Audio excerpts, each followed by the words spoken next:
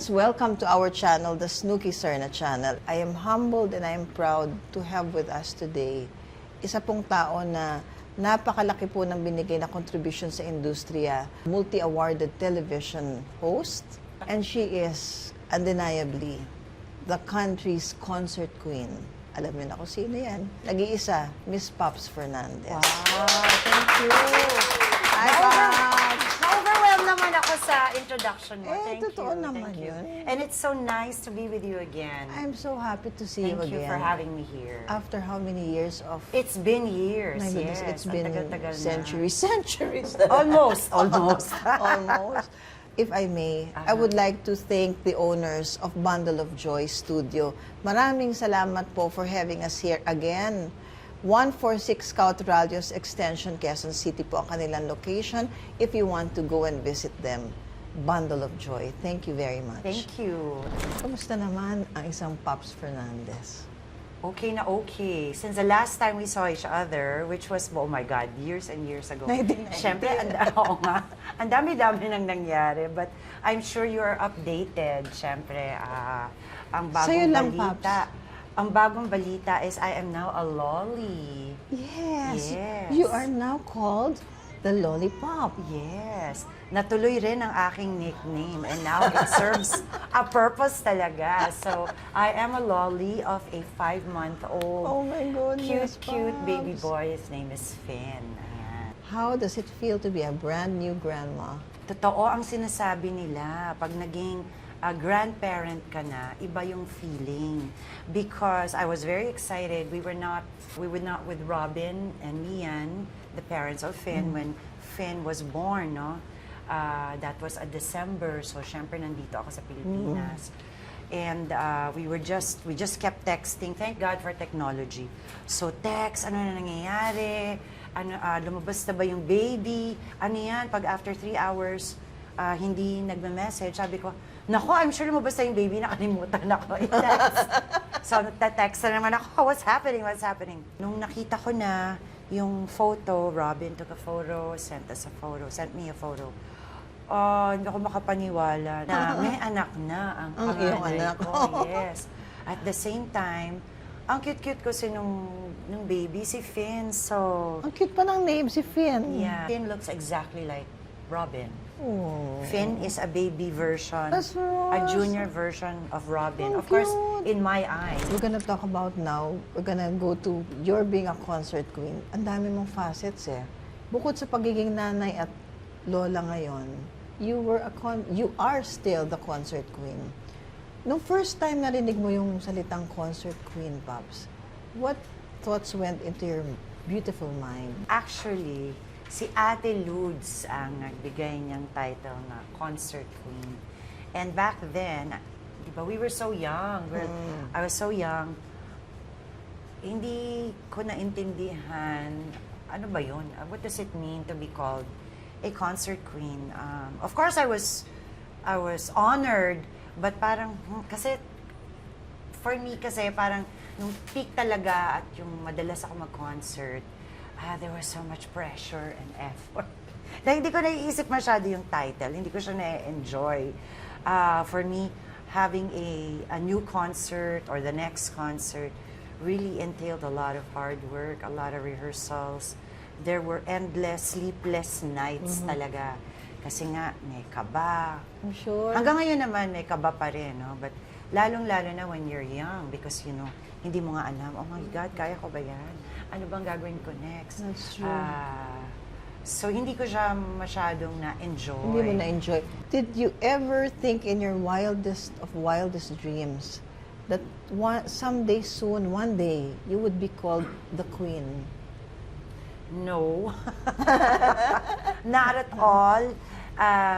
As a kid, I always say this, I think in our, lalo na tayo, di ba? Because our parents were in showbiz. Yes, you are a showbiz royalty, Yeah. Pops. Para pag-usapan natin later on. Yeah. Ang feeling ko, totoo yung sinasabing it runs in the blood. So, bata pa lang ako, I've always pretended to be in front of a camera. So, whether I'm singing, whether I'm acting or whether I'm hosting, which is exactly what happened. Really? No? Dahil ginawa ko naman pala talaga lahat Lahat. yun in my career. I would pretend, I would stay in front of the mirror pretending to host or talk in a TV show. Or sometimes, arte ako na kunyari, umiiyak ako na wala naman luha. Alam mo Pops, yun. guilty ka rin pala sa mga ganong moments. ha? Yeah, kasi nga, as a kid, alam ko na ito yung gusto kong gawin when I grow up. But Good for you. how do I do that? I was so shy. So it was really just, in my mind, a make-believe thing. Hindi pala siya ganun kadali. Ano? Akala ko pakyat lang yung, tapos maglilip. Kasi noong araw uso lip sync lang, kumakanta ka. Hindi pala madali. syempre. Kailangan pala magaling ka May talaga. effort talaga. Oo. So sabi ko, this is so not fun. This is not what I expected. Kasi syempre, nung baguhan ako, there's so many criticisms, which probably helped me be stronger and better myself. And no? it happened to all of us naman. But when it's happening to you, akala mo Ikaw lang. That's true. Akala mo that's ikaw true. lang ang binabatikos, ikaw lang ang inaapi, akala mo yun, di ba? Nobody will forget that concert that you had at Rizal Stadium. Oh, yeah. Na nagpandemonium yung mga tao. And Siguro hindi you were nila crying makalimutan on kasi, stage kasi naawa ka sa pagod na mga pagod na nanonood sa'yo. sila kakaintay sa. Well, until this day, I think I meet people who were there and they would say, Miss Pops, nandun po kami, isa po kami sa naulanan. I would feel both happy and guilty. Guilty na parang, oh my gosh, kasi nga hindi ko natapos yung concert na yun. But still tickled pink kasi, wow, maraming salamat for being a part of that concert. No? Who was your mentor? Eventually, nakapasok ka sa singing. Who encouraged you talaga to go to singing? Si Ninong Tito Soto, si Sen, ayan. Hello, Tito. Yes. Senator Tito And Soto. every time I'm with them or every time I would guest on their show, I would always thank Senator Ninong Tito Soto and of course my super beautiful ninang Helen Gamboa Soto because they were such a huge part of my career talaga. Tapos parang naghahanap siya ng talent who can sing, not necessarily act. I think that time singer pa lang. So here comes my mom and says, yung inaanak niyo, nakakakanta yan. Siyempre, stage mother na yun. Hi, For Tita. somebody who she never wanted me in the business. But back then, parang, if I remember it correctly, in-offer niya na, yung inaanak niyo, kumakanta yan. But I went through all the steps. Nag-audition ako. Hindi porket sinabing inaanak ako or whatever. Right. Nag-audition pa rin ako. So I was introduced to Tito Orly Ilacad of Octo Arts. That's where I met Orly Tita Ilacad. Aster also. No? At audition ako ng 3 kanta. Alam ko 3. Do you remember the songs that you Alam ko yung auditioned? isa is Bakit Ba Ganyan? Ay, kay Ni Dina Dina. Bonneville. So, when they finally called, they said nga, I think the lines were, pwede siyang mag-record. And doon ko na ni-record ang aking unang album, which is Dito. Ayan. Produced by Tito Soto. Catapulted you to superstardom. My gosh. At ikaw naging it girl. I am forever Are you grateful aware? again. No, hindi. Yung mga ganyan bagay nga, hindi uso sa akin yan because at home, I'm just a normal lollipops, pops, na parati pinapagalitan ng mom ko at saka lola ko. Wala namang pinagbago sa bahay namin. Except parati akong pagod at puyat, yun lang. Ikaw kasi we've noticed, everybody knows that ikaw when you do something, you want to do it to the best of your ability. Who influenced you to be that kind of person? Do you think you got it from your mom o kay dad? Siguro through the years nga, like I said, akala ko dati, napakadali nitong ginagawa natin, yung mga pinapanood ko. Di ba parang ang dali-dali naman ang ginagawa nila. Until you get there and you do it on your own. And then you realize, ay, mas magaling pala. Mali pala yung ginagawa ko. Ang hirap pala umiyak. Well, my mentor is Direk Fritz. And I always say that. All these people that I mentioned, they all had a lot to do with my career. No? They all gave good advices. They all taught me. But syempre, yun talagang nag-hone, first of all, ng aking hosting career is Fritz. Kasi wala naman akong alam-alam to host and think of questions and Pero intrinsically smart ka naman. Oy. yeah, but then, iba kasi girl, di ba, pag nasa camera that's ka, true. and then you have to be, sa amin kasi nung araw, and you know this, Fritz, hindi pa uso ang idiot board nung araw, wala pang teleprompter, Oo, natawa ko cue pag cards idiot board. lang ang uso, yes. Oo. Yung cue cards na yon, bawal na bawal naming hawakan ni Martin yun. Okay lang. It's okay. Hindi si Direct Flex na nagde-direct sa'yo. Okay lang yan.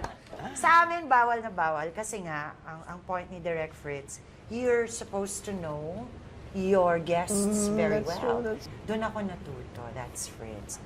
So, ang dami-dami ko rin naging mentor. Would you agree that if something is meant to be talaga, everything will just fall into place? The mentors will come into play. Everything and all these people that will hone and Yeah. And bless it's you to also, become I think, who you will become. Yeah. Dadating. I think aside from that, tama rin ako, girl, di ba, na dapat gusto mo rin yung ginagawa I agree. mo. Kasi pag gusto mo, that's the time na, yun na nga, gusto mo, mas magaling ka pa dan sa dati mo. That's true. Di ba? Pinag-aaway kayo ni Sharon Cuneta. Ala. Shall we? Alayo ng segue. Hindi kasi pareho Nagulat naman ako doon. Hindi, di ba?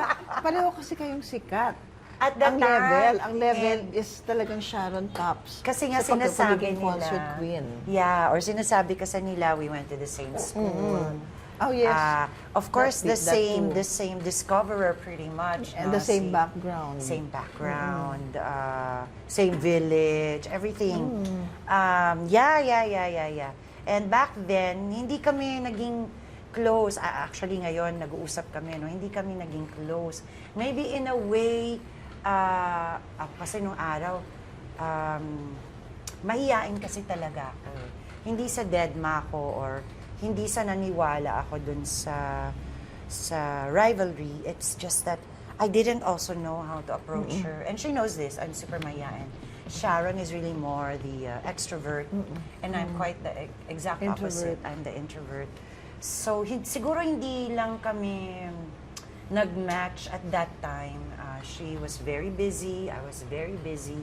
But now, believe it or not, ngayon kami nagte-textan, ngayon kami nagsisend ng message. And I'm hoping that we get to know more of each other. I forgot to make mention. Ikaw kilala ka sa pagiging fashion icon. Where did you get your fashion sense? Paano ba nagsimula ang pagiging fashionista ni Pops Fernandez? Sa penthouse yan. Because if you know me very well, my daily uniform, especially back then, is white t-shirt jeans. White t-shirt jeans. Ganda-ganda Pero ang nga. dami kong binibiling damit. Pag lumabas ako, white t-shirt jeans lang ako. So, I think Classic. it was, I think it was penthouse because people saw me get dressed every Sunday. They liked the clothes. So, I think that's when it started. But I really, even as a kid, I really enjoyed dressing up. I felt I had my own style. I was very confident even though hindi gusto ng iba, pero ako gusto ko yung pinag-mix-match ko together. Confident naman ako na sa sarili ko, parang okay naman siya. Pero Pops, si Tita Dulce, you think you took from your mom also? Si mami mo rin is very fashion Hindi ko forward. masabing I took after. Magagalit si mama sa akin. Kasi nung bata ako, totoo ha, nung baby, well, I call myself baby because kailan lang ako nag-grow up talaga. But when I was doing Penthouse, my very first few Penthouse episodes, nag-aaway kami ni mama. Bakit naman? Alam mo kung bakit? Kasi nga, 14 lang ako noon 14, 15. 14 to be exact. In my mom's mind, pag 14 years old ka, huwag ka nga magbibihis ang pang matanda kasi bata ka lang. So, kung marirecall, kung fan ka ng Penthouse, my first few episodes, naka-ruffles ako. So, hiyang-hiya ako, lalabas ako, naka-ruffles ako. So, magagalit syempre si Direct Fritz, sasabihin nila, Iha, bakit ka? Hindi to children's party, Iha. Bakit ka naka-ruffles? Hindi ko masabing, yan ang gusto ng nanay ko. Kasi nga, tama naman si Mama. 14, di ba? Back then, 14, you're still a child. So gusto niyang palabas, bata ka pa lang. So kailangan naka-ruffles ka. So meron kaming, always yan, meron kaming argument sa dressing room because nga, Gusto nung iba, matanda yung bihis ko. Gusto niya, baby pa ako. I think ang peg kasi ng Penthouse, when I stepped in, was a Donnie and Marina kasi. Oo. So, doon ako mapal yung makeup ko. That's why a lot of people thought I was much older than my age kasi pinakapal makeup ko, yung mga damit ko, pang mas older lady na, no? A younger lady. So, totally different from how my mom pictured it Perceived, to be. oo. Oo. Naging stage mother ba si Tita Dulce for a while? Naging stage, hindi naman siya I think she was quite the opposite. She never went to any of my shootings. She never, it was usually my lola talaga. Si Lola talaga. Yeah, I think she would just cheer for me from behind Oh. talaga. Si Mama, she will react pag kunyari, may hindi maganda, pero hindi naman siya yung nang-aaway. So, she would just explain why, kunyari, iiyak ako, meron ng ape or bumatikos or whatever. Binibigyan ka ng mga pointers si Tita Yes. Dulce. Ito lang ang sasabihin niya. Ginusto mo yan. Yun ang motibasyon. Yes. Tough my mom, di ba? Hindi kaya niya iti-treat na softy ka. So, I think it helped me a lot because sasabihin niya, ay, ginusto mo yan. Sa mundo ng showbiz, kailangan hindi ka sensitive at dapat matigas talaga yung heart mo. So, kung yan talaga ang gusto mo, wala kang choice. So, Good training. i-prove mo na lang sa lahat na hindi totoo yung sinasabi nila. Good training. Always. How much of your mom do you see in yourself? Quite a lot. I would hate to admit it. Because I used to say, I don't want to be like my mom. Kasi my mom, super strict. I think on the parts, yung hindi ko gusto about my mom, yun yung ini-improve ko. Ano ba yung hindi ko gusto? Hindi kasi affectionate yung mom ko sa amin. Her way of showing love sa mga anak niya, hindi siya yung malambing. Medyo tough love si Tough Tita. love siya. Hindi siya malambing, hindi siya ma-I love you, hindi siya touchy-touchy. So, nung nagkaroon na ako ng anak, I made sure na yung sumobra naman yung I love you, Oh. I love you. Kasi nga, hindi ma-I love you yung mom Pero ko. Pops, diba, we can never say too much of our I love yous. Yeah. to the Hanggang people sa ang we love. nangyari, habang lumalaki na rin yung mga anak ko, parang siguro na less na na-conscious si mama to say I love you, siya nag-I love you na rin. Yung relationship niya ni Martin did not work out. How was it co-parenting with him? Or how is it co-parenting with him? I always say this, syempre in the beginning, nothing is easy, right? A breakup and a separation is always hard. And some people don't actually get over that separation. No? So, syempre mahirap. In the beginning, it's mahirap. But I have to say, ever since, even if we never really talked before, naiintindihan naman namin yung value of each other's presence. So dati meron kaming every other Christmas. Meaning to say, every other Christmas, I get the boys. Parang ganon. Every other Christmas, he gets the boys. Ito yung time na hindi pa kami okay. So ever since then, I have to say, naintindihan nga namin na we still are parents. And ito, totoo to. Maski na galit na ako at sad na ako. Talagang may ganon. Never ko, pinromise ko sa sarili ko na never kong sisiraan si Martin sa mga anak ko. As a matter of fact, my kids, till later on in life, never really knew what happened. I think they figured it out on their own. I didn't have to make kwento. Why did I do that? Because my mom also never said anything bad about my dad. So I figured, I think I have to do the same. And I appreciated that. Na-appreciate ko yung ginawa ng mom ko. Kasi I never stopped loving my Loving dad. her. It never changed my affection from my dad. So gusto ko, pareho rin. And I figured nga na later on, paglaki na nila, sila na mismo yung makakaalam kung ano talaga yung nangyari. At But it's hopefully not by gonna come then, from you. maintindihan nila. And it's exactly what happened. I think one of the reasons nagbago talaga at nakapag-decide talaga ako na maging okay na ako at maging friends na rin kami is when I saw Santino, his son naman. So when I saw Santino, he was just a little boy then. I think he was 7, 8 years old na, if I'm not mistaken. My heart melted and I said, oh, dapat ang mga bata hindi kasali sa samaan ng loob at sa away. And doon unti-unti talagang nag-soften na yung heart ko. Don't get me wrong, Martin and I still have our moments together. We're not, it's not a picture-perfect friendship, ex-couples. ex-couple Yes, no? relationship. Siyempre, hindi yan, in any relationship, siyempre merong sometimes misunderstanding. But I think we have learned how to deal with it. I have learned anyway, how to deal with it in a better way. Parang yan. Pag-usapan naman natin yan, ang longevity ng iyong career. Ay, thank God. Tapos na yung akin. Ay, salamat. Yan. Hindi lahat ng artista, hindi lahat ng singers, performers, naglalast sa industriya natin ng matagal. Tayo, ikaw rin, girl. I throw it back at you. Thank you, You're still Pops. acting. You're still a very Thank good you. actress. Thank You are you. still Snooki Serna. Yes. Thank yes, you, yes. thank you. Awa ng Diyos, all by God's good Yes, grace. yes. And I of agree with course, that, we yeah. thank the people who have been supportive of us through the years. It's, I think, the people who have supported us. Mm-hmm. There are times na, I'll be honest, I too question myself na, kaya ko pa ba? Nandyan pa ba sila?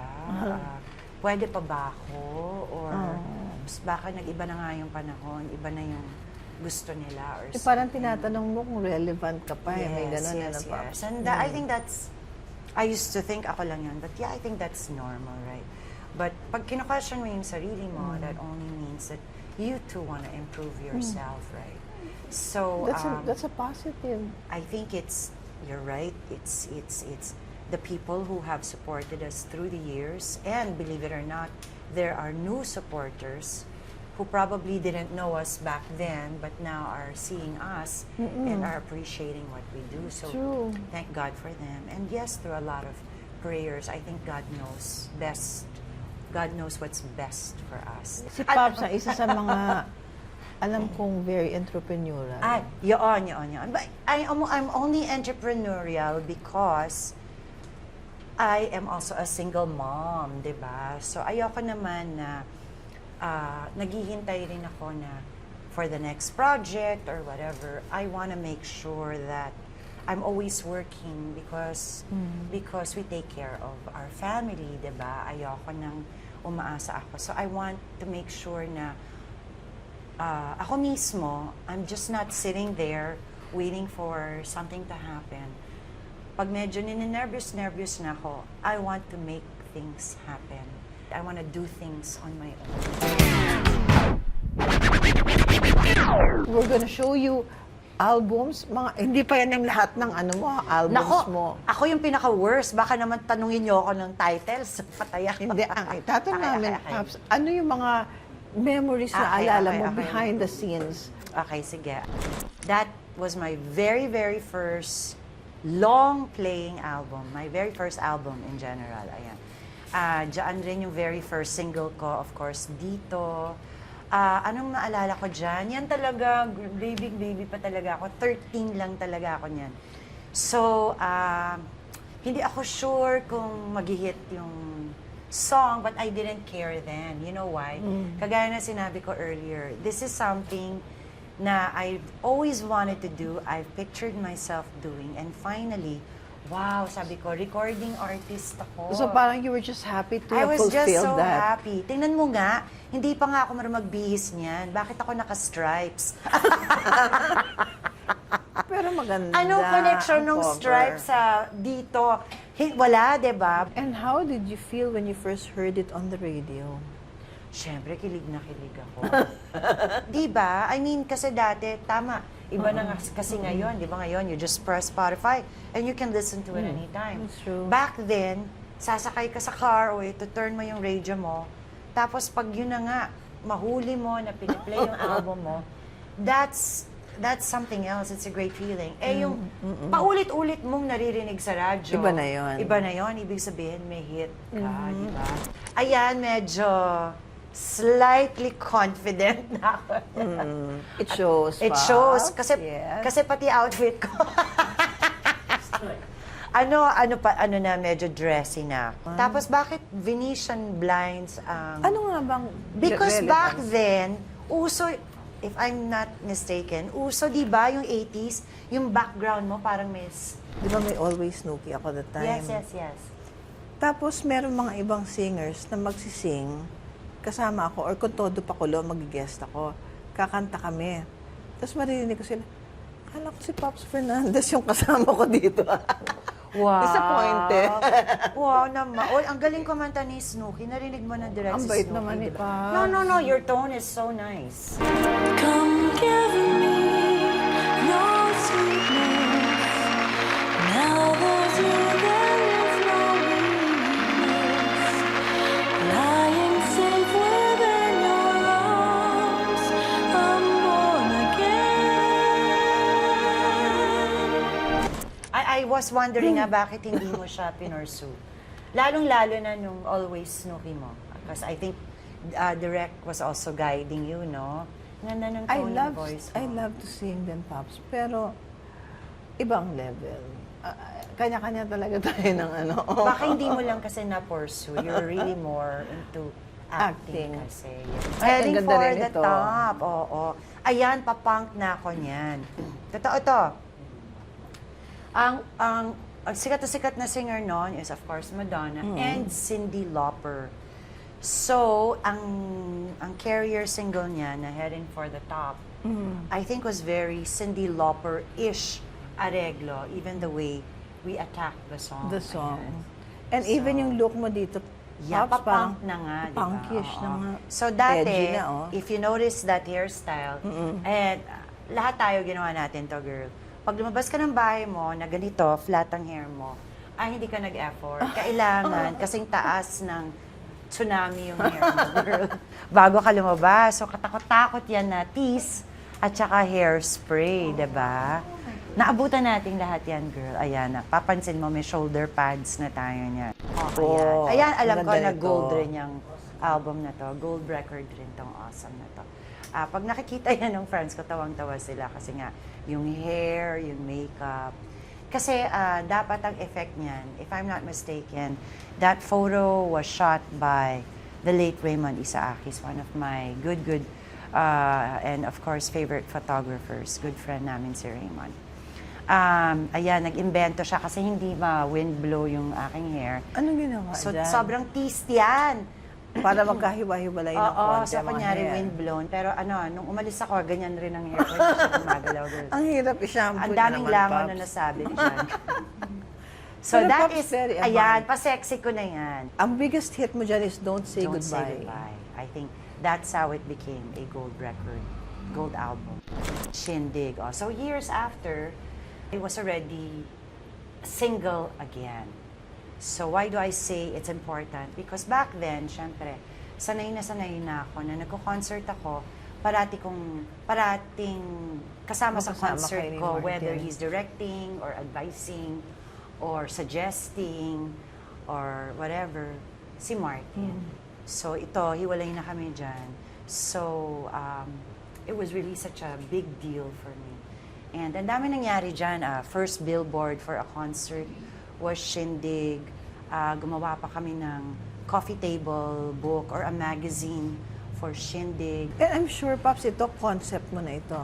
Yes, Since yes, galing, yes. no? That's why nga, it was a big deal for me. The way, ano yan? Ito sila, Edith and Margot Galliard. It's, again, one of my favorite albums because ang gaganda ng mga, it was produced by them, and if I'm not mistaken again, most of the songs were written and composed by them, their team, no? So, piling-pili rin yung mga kanta ko dyan. Tapos, they chose songs that were bagay for my voice. It marks my 25th year in the business. So, nagkaroon rin ako ng concert. But, of course, the title of the concert was Divalicious. But this was my album for my 25th year in the business. Ayan. Mostly covers rin yata ito. tingnan mo yung forehead ko, kasi ang dami kong baby hair. Ayan na. May baby hair. O, wag niyo i-close up, may white hair din ako. Ayan. Ang dami kong baby hair. Back then, ang kapal-kapal ng baby hair ko. Trivia lang, sinishave ko yung dati yung baby hair ko. Kaya ayan.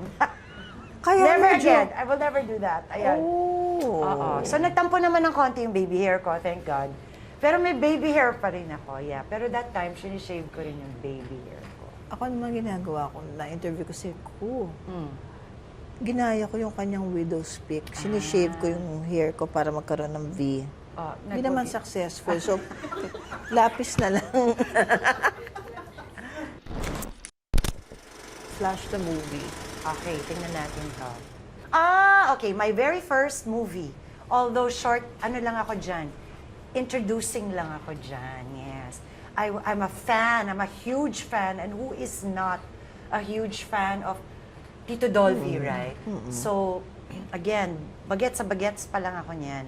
So, nung sinabi at tinanong ako kung gusto kong magkaroon ng guesting sa movie ni Tito Dolphy. I think naka-movie na ako, sorry. Kaya lang, first movie ko with Tito Dolphy. Sabi ko, are you sure? Of course, why not? Tapos, ang naging kapartner ko pa dyan is Rolly Quezon, who was my super crush because of John and Marcia, di ba? Parang lahat naman tayo yata. Pops naman kay pagka-crush kay Rolly. Yes. Kinakailangan kausapin muna namin ang mga magulang mo. Hindi, Mari, hindi pwedeng tala kayong ganyan.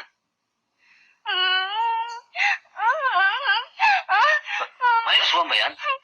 You say you love me.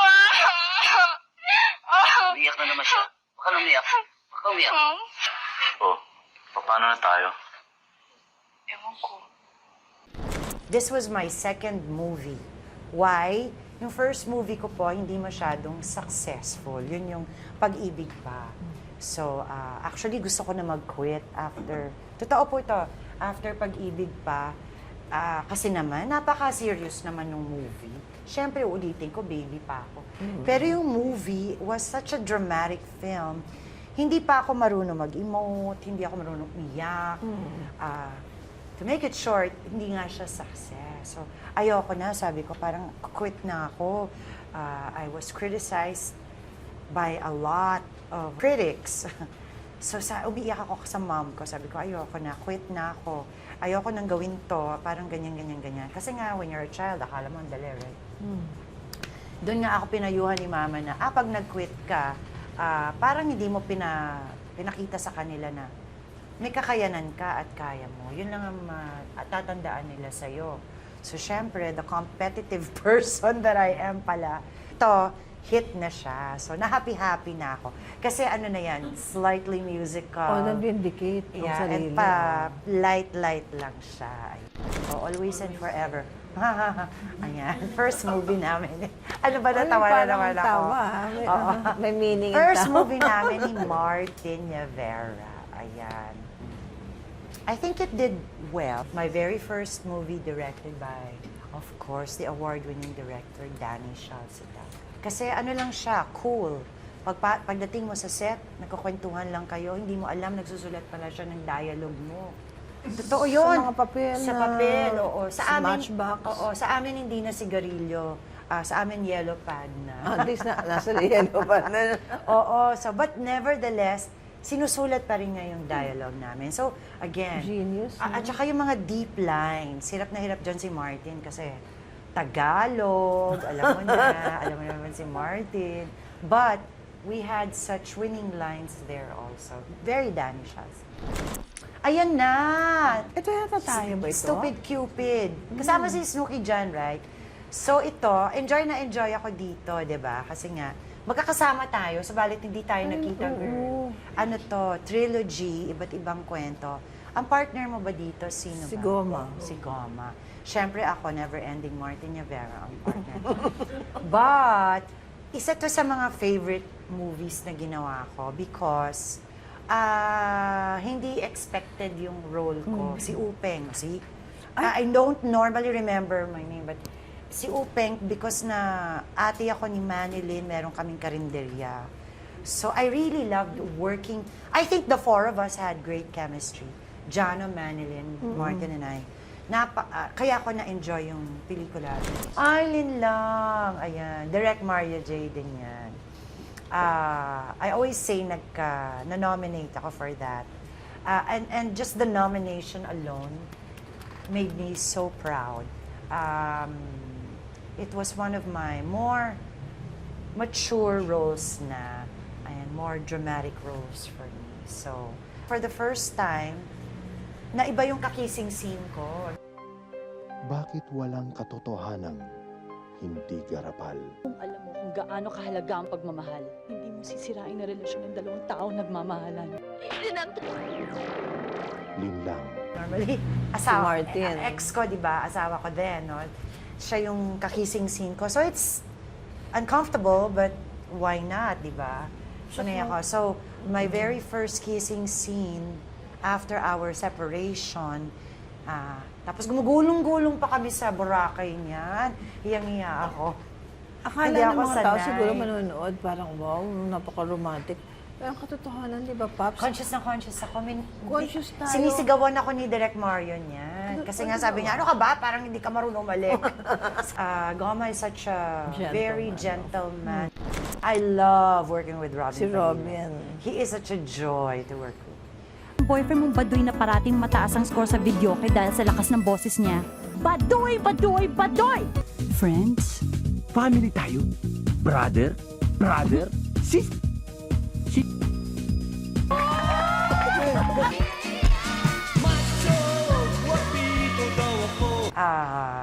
Pops, hindi ka naman naligawan ni Robin Padilla.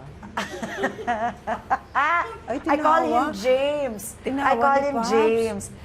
Sobrang sweet. Nakaka-in-love naman talaga si Robin. Sino ba hindi may in love kay Robin? But ang nangyari is naging super friends kami. Alam mo yon. Yan ang magaling ang timing sa comedy. Pops, pinanood ko to. Talaga? Of course. Uy, thank you. Kasali yan sa Metro Film Festival. So, I think this was a coming out of Bibi Gandang Hari. So, my role is not the normal. Character talaga niyan. Isa rin yan sa role na na-enjoy ko. Ano ka because yan? it's Parang not- bad girl. Yeah, na-alien. Na-alien. Na-alien, yes. So, napaglaruan ko ng konti yung role ko. And of course, it's also... Pops, ang ganda-ganda mo dyan. Many, many years ago, we waged a war against our male forms. It was the most violent conflagration ever felt on Planet X. Hindi kami malupit. Kami ay gumaganti lamang sa pagpapahirap ang aapi ng abusadong mga kalalakihan. Ako, honestly, sincerely, I pray that you will have more successes to come. Though we do not, di ba, sabi nga nila, money and fame, these are fleeting. At the end of it all, ang pinaka-importante talaga is the love that we get from the people who are important to us. And thus, so I pray too that you will get the love that you deserve. Thank you, girl. Ako'y hopeless romantic para kay Pops Fernandez. I am hoping and praying for that katuwang at a companion who will appreciate the beautiful woman that you are. Thank you so much. Thank you for that prayer. I pray for that too. And Good health for you. And good health. Thank you, girl. I appreciate it. So, dalawa na tayo nagpe-pray, that will happen. Amen. Let's Thank claim you. it. Ayan. Claim, I claim Thank you it. so much, and thank you for having me here. And you. I was say the honored. same prayer for you. I am so glad when I found out that you're doing a vlog. Please continue this. It gets, may chance ang iyong mga followers and supporters to see you in a different aspect, no? So, we know that you're already a great actress. Ayan. So, I wish you the same thing. Thanks, Happiness, great health, success, peace of mind. And Pops, congratulations sa iyong concert. Aking Thank kinakapatid, you, hindi niyo po thank alam. you. My daddy is, I'm proud to say, the ninong of Yes! Nakalimutan ko na nga, girl, Miss but Pops that's right. Fernandez. Ang dad po ni Snooki is my ninong, was my ninong. Ayan. Words to ponder from Isaiah chapter 26, verse 3. You will keep in perfect peace those whose minds are steadfast because they trust in you. Amen.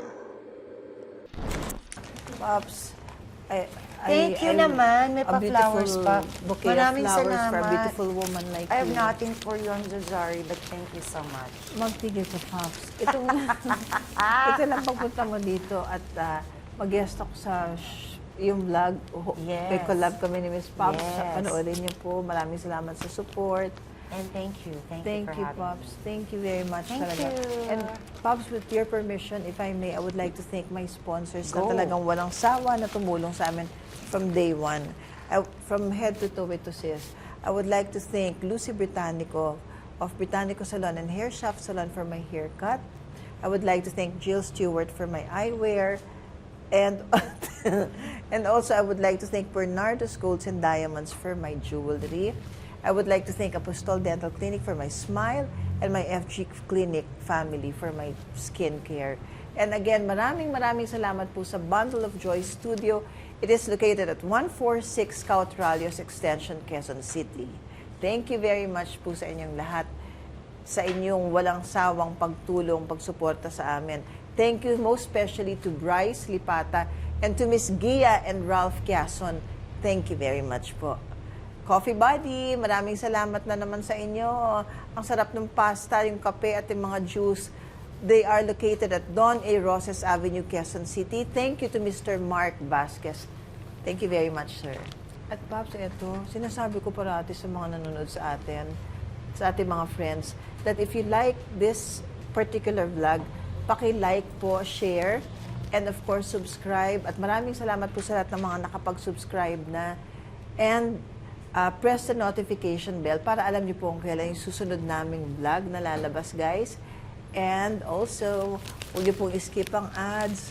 Alam niyo na po, malaking tulong po sa aming channel yan. Thank you very much po sa inyong lahat. And we hope to see you the next time. And guys, lagi ko sinasabi ito, Pops, I always remind them this. Always remember, guys, that whatever happens, rain or shine, friends po tayo. Bye! Yay! Thank you. Thank you. I love that.